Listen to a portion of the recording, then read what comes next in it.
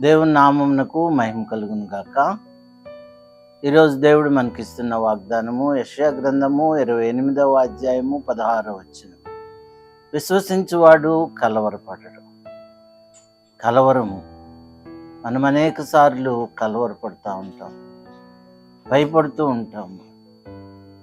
దానికి కారణము మనలో విశ్వాసము తక్కువగా ఉండటం వలన.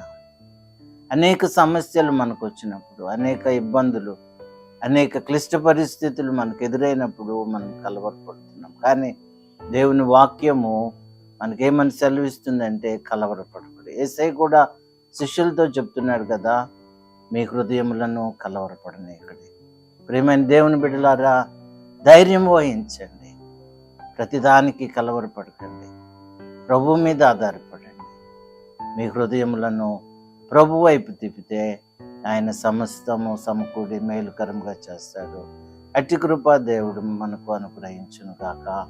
దేవా నీకు వందనాలు. మేము కలవరపడకుండా సహాయం చేయమని యేసు నామమున ఆమేన్.